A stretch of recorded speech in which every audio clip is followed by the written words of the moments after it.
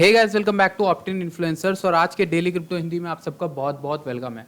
Guys, आज के episode में हम डिस्कस करेंगे कि काफ़ी सारी न्यूज़ मैं आप लोगों के लिए लेके आया हूँ। और आपको पता होगा, अगर आप नए हो तो आप लोगों को नहीं पता होगा कि हमारे जो चैनल पर डेली न्यूज़ क्रिप्टो वर्ल्ड से कवर करता हूँ, हिंदी लैंग्वेज में, आपकी लोकल लैंग्वेज में आपको मिल जाती हैं सारी खबरें, और सब की सब आपकी इन्वेस्टमेंट डिसीजन को बढ़िया करने के लिए बनाया गया है। एंड आई होप आप लोग इससे कुछ सीख रहे होगे। एंड सीख रहे हो तो प्लीज़ कमेंट करा करो यार, ज़्यादा से ज़्यादा कमेंट किया करो, क्योंकि कमेंट्स का मैं रिप्लाई भी करता हूँ। दूसरी चीज़ कि उससे थोड़ा एंगेजमेंट बढ़ता है, ठीक। एंड चलते हैं वीडियो के अंदर, लेकिन उससे पहले अगर आप पहली बार हो चैनल को सब्सक्राइब कर देना, वीडियो को लाइक कर देना एंड टेलीग्राम से जुड़ जाना। अब चलते हैं पहली न्यूज़ की ओर। पहली न्यूज़ है पॉलीगॉन को लेके, यानी मैटिक को लेके अपने।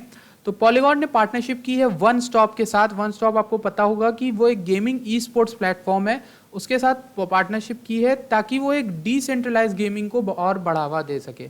डिसेंट्रलाइज गेमिंग यानी कोई भी सेंट्रल अथॉरिटी नहीं होगी उस गेमिंग में, और प्लस जो रिवॉर्ड होंगे वो मैटिक और इथेरियम में दिए जाएंगे। यानी अगर आप गेम अच्छा जीत रहे हो तो आपको एनएफटीज मिलेंगे, या फिर मैटिक मिलेगा, या फिर इथेरियम मिलेगा, और सबकी फीस सबसे कम कटती है मैटिक की।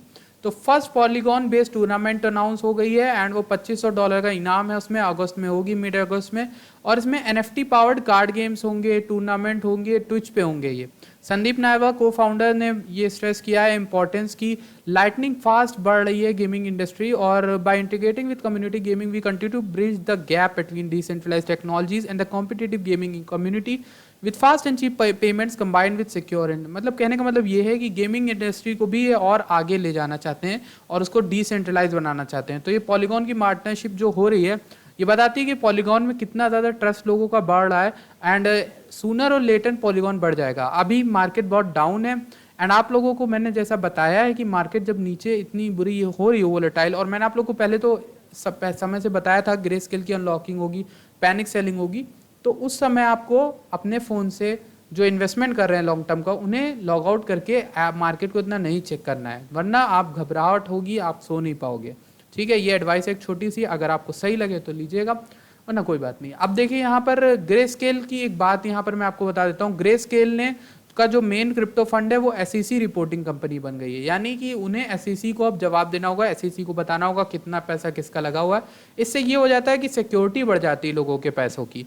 गैस, इसका ये एक अच्छी चीज़ है एक तरह से। और ग्रेस्केल जो कोशिश कर रहा है, जो इनके बिटकॉइन कैश का फंड है, जितने भी इथेरियम का फंड है, वो सब इनको उसको सबको एसईसी रिपोर्टिंग कंपनी बना दी जाए गैस। ठीक है, तो ये एक अच्छी न्यूज़ है। एंड बिटकॉइन को लेकर छोटी मोटी न्यूज़ अच्छी खासी मिल गई। ग्रेस्केल को लेकर आप लोग को पता है ग्रेस्केल की अनलॉकिंग हो रही है, एंड धीरे धीरे छोड़े जा रहे हैं बिटकॉइन। तो इंस्टीट्यूशन ने इन्वेस्ट किया है, भाई पे भरोसा रखो, मैंने कहा था वापस वो री इन्वेस्ट करेंगे, एंड मोस्टली यही हो रहा है। एंड उसका प्रूफ आपको दिखा देता हूँ ज़रा। ये एक नेट ट्रांसफ़र वॉल्यूम है जो एक्सचेंजेस पे आती है जाती है।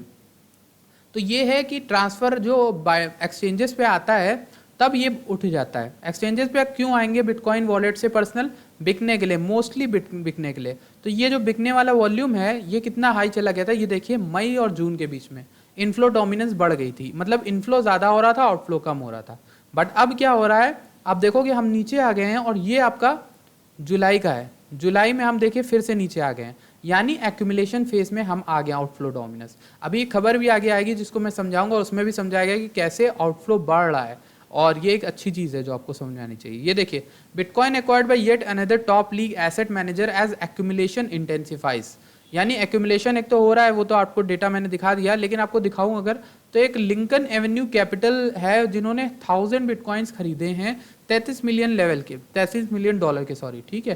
एंड ये एक बढ़िया चीज़ है, और आपको ये डेटा दिखाना था मुझे कि बिटकॉइन का एक्यूमुलेशन हो रहा है। ये ग्राफ देखो आप, बिटकॉइन लेवलीनेस यहाँ पे बढ़ रही है, और देखोगे एक्यूमुलेशन हुआ, डिस्ट्रीब्यूशन हुआ। जब यहाँ पर पीक पे थे तो लोगों ने बेचा, अब एक्यूमुलेशन फिर से हो रहा है नीचे आने पे। तो एक अच्छी चीज़ है जो आपको पता होनी चाहिए। एंड मैं आप लोग को दे रहा हूँ, बता रहा हूँ, समय समय से बता रहा हूँ कि ये एक्यूमुलेशन फेस है, एंड कई बार ये डरा भी देगा आपको बहुत ज़्यादा नीचे जाके। इसीलिए मैं आप लोगों से कह रहा हूँ इतना मत टेंशन लो। एंड अगर आपने ज़्यादा पैसा लगाया और अरे गहरे कॉइन्स में लगाया होगा तो भैया मैंने आपको बोला था स्टॉप लॉस लगाइए। बट अगर अभी भी लॉस है तो मैं यहीं पे हूँ, इसी चैनल पे वीडियो बना रहा हूँ, कमेंट करिए, कोई दिक्कत है तो रिप्लाई कर दूंगा मैं, जितना हो सकता है मैं उतना रिप्लाई करता हूँ। अब यहाँ पर बात कर लेते हैं Los Angeles Dodgers to auction 2020 World Series ring NFT via Candy Digital. After यहाँ पे मेजर बेसबॉल लीग ने कहा है कि पार्टनरशिप कर रहे हैं कैंडी डिजिटल के साथ, और कहा है कि ये एक ऑक्शनिंग होगा, यानी कि नीलामी टाइप का होगा जिसमें नॉन फंजिबल टोकन एनएफटी दिया जाएगा। वर्ल्ड चैंपियनशिप रिंग होगी, वो दी जाएगी जीतने वाले को।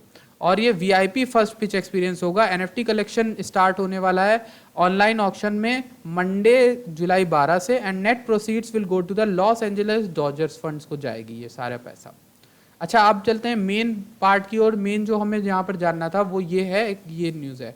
इथेरियम के डीफाई यूज़र हैं जो 3 मिलियन यूज़र से ज़्यादा पास कर गए हैं।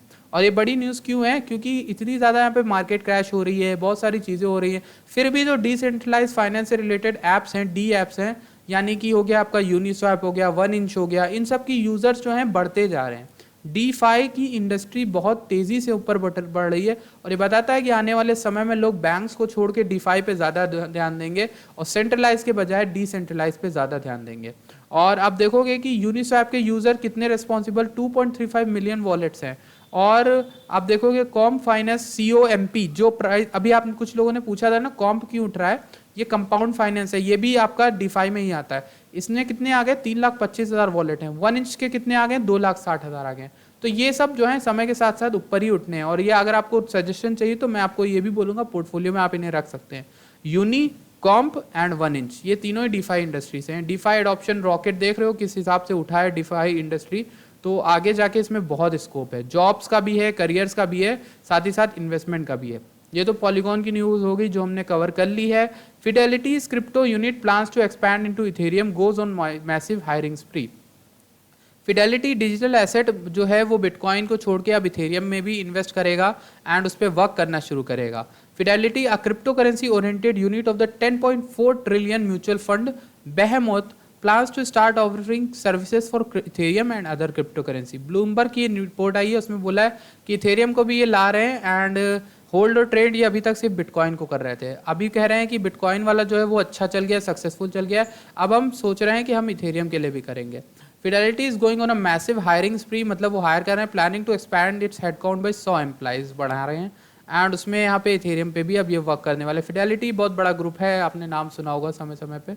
यूएई जो यानी यूनाइटेड अरब अमीरात जो है आपका, वो खुद की अपनी CBDC पे वर्क कर रहा है, और सेंट्रल बैंक ऑफ यूएई जो है उस लॉन्च करेगा अपनी खुद की डिजिटल करेंसी।